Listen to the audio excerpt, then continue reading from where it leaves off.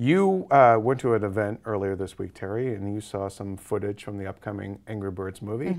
Tell us what you saw, what you think of it, some bullet points of things you learned watching. I'm sorry, I can't stop doing that voice. Things you learned watching this footage of Angry Birds. Yeah, so what we did was we got a presentation where we were basically brought through the bullet points of the movie. We saw some select footage of basically the first 2.5 acts. And one thing they talked about is that if you've ever played Angry Birds, even though there's not too much of a story there, there is, each of the characters, each of the birds you use have so much personality in just the way they look. So when they were translating them to the screen, they did keep a lot of those same types of characters, like the red Angry Bird is the main character, Red, voiced by Jason Sudeikis.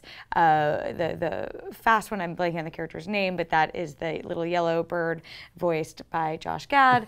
So they did play around a lot with that. The massive red bird is Terrence. There's a bomb bird that is Danny McBride. So they're having some fun with it. And the premise that we were introduced is that there's this idyllic island that all the birds live on. They're all flightless birds. So they have never left this island, and it's a very peaceful, very happy place. And they clearly had some fun, leaning into just bird puns and everything like this. That's sort of silly, like DreamWorks or Sony animation sense of humor that we are familiar with. Although I think this is a Rovio production. Yeah. Okay. But that type of humor. And the worst thing in this world, they say, in our world, the worst thing that can happen if you're bad is that you get sent to prison. Here, you are sent to anger management class. And so Red is our main character, and he is not very into the idyllic setting. He tends to lose his temper very quickly. He sort of has a chip on his shoulder. He has these very severe eyebrows, and we saw some montage footage of times that he had lost his temper, and they were pretty cute. And so he gets sent to anger management class, and that's when he meets some of the other Angry Birds in this movie. Basically, everything's going okay until this ship shows up full of pigs, which we know are the villains in the game and in the movie. And again, they look very similar to how they look in the game. And the main one is voiced by Bill Hader, which is a bit hilarious. That's awesome. And so they come and I'm getting into a lot of stuff, but they come and they essentially do something that causes the birds to need to go after them. And so it's hence catapults, because hence you can't catapults. fly. Yeah, the birds need to get a little angry. That's sort of the messaging in the movie, is it's okay to get angry. And that was something that we talked about. It's a weird message to send to children. And we did a Q&A with the actors afterwards, and I asked Jason Sudeikis about it, and he was like, but I think it is healthy to get a little angry and say it's okay to do. I don't know. I thought we'll see how it lands, pun not intended. But they did do some fun things. If you're a fan of the game, like the world the island that the pigs live in. If you've played the game, the whole thing is you're catapulting your birds at the pig structure and the structures, and they're really poorly designed. And so in the movie, all the pigs' houses are very poorly designed, and they play around with that.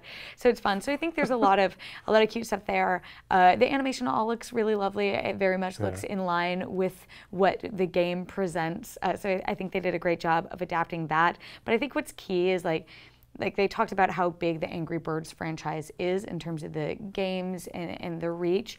But even if you don't know what Angry Birds the game is, it's a very appealing type of concept, an animated movie for kids, and enough raunchy, humor for adults to enjoy. Raunchy? Well, raunchy might not be the right word, but lowbrow maybe for adults to enjoy as much as kids laughing at it. Wasn't there? Are you allowed to say some of the gags that you saw? There was one gag that we saw that involved a bit of a bait and switch about a lake and some urine. That's all I want to say. I don't want to spoil it for when you see it, but yeah, I was like, Okay, so this scene's going on for a while, all right. But yeah, the voice talent is like incredible. It's Jason Sudeikis, Josh Gad, Bill Hader, Danny McBride, as I said, but also Keegan-Michael Key, Billy Eichner nice. does voices. I'm blanking on a bunch of the other ones, but basically all your favorite comedians. There is some music in it. I guess Josh Gad does sing a song, Nice. but then also Blake Shelton does a song. So we'll see how that fits in.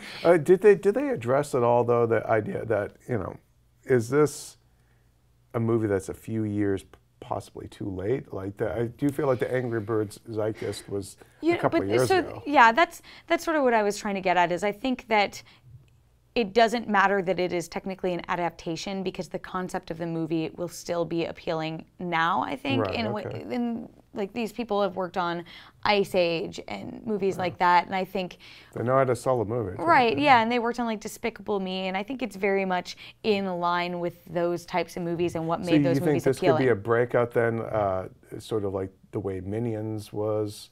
Well, yeah, I could see that. I could see like the Angry Birds being as cute and likable and marketable, because they obviously already are, in a way that the Minions were. But I guess, that's my question really is okay, we know Angry Birds as a franchise is successful, but it's very different to have a franchise success, especially in video games or even in merchandising. But can you also find success at the box office? Yeah, and I think it'll bridge the gap, because ultimately it's a very accessible story, and the concept of like, an angry bird outcast among like peaceful birds, and then these like sort of dumb pigs coming in and causing havoc. Like, I think it's just very fun and playful, and intelligently expands on what is already there in the source material, but also really like creates a world on its own. Okay. All right, so you're looking forward to Angry Birds the movie. We want to know if you guys are interested or looking forward to the Angry Birds movie. And if my rambling at all convinced you one way or another. Did she sell you on the movie? Let us know in the comments.